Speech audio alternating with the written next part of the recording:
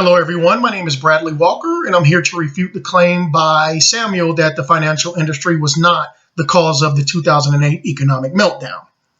Now, his claims that the Federal Reserve, Congress, Clinton and Bush administration, mortgage brokers, accountings, and regulation by the government can actually fall right back into the hands of the financial industry because of the business power that they possess.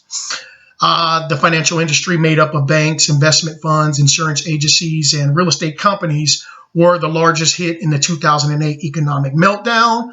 The financial stocks they carried were very popular amongst investors within their portfolio. According to Investopedia, the industry services accounts for about 50% of business profits and obtains one of the largest portions of the S&P 500.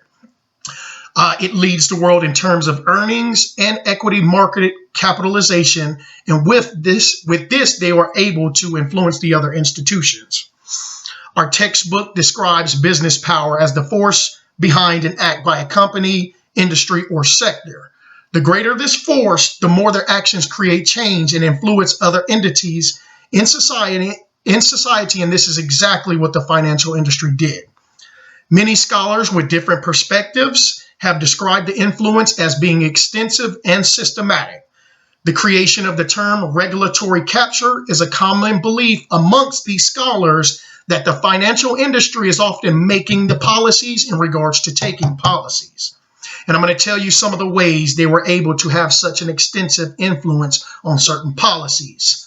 According to the dominance theory, asset concentration creates monopoly and oligopoly in markets that reduces competition and harms consumers.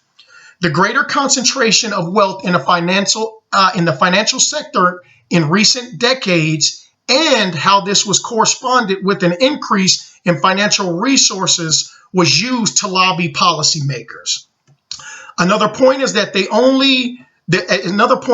money is not the only resource that the financial group had in abundance. They also possessed a considerable amount of technical expertise.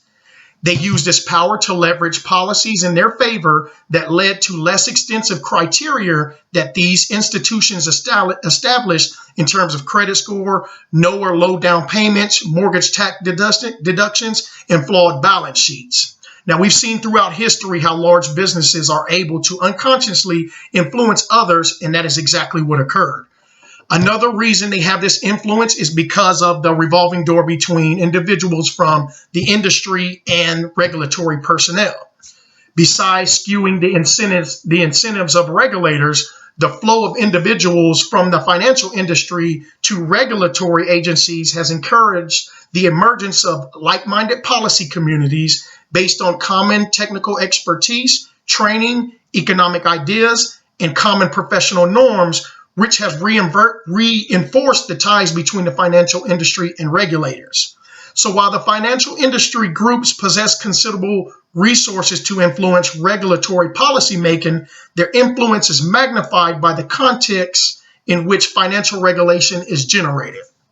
With all this being considered, it is clear to see that the financial industry has great economic power, technological power, political power, and legal power to influence entities like the Federal Reserve, Bush and Clinton administration, mortgage brokers, and accountings into making decisions in the favor of what they believe to be contributing to the success of the nation by taking these huge risks in the property market with subprime loans, CDOs, and other risky pools of investments that essentially caused the economic meltdown in 2008.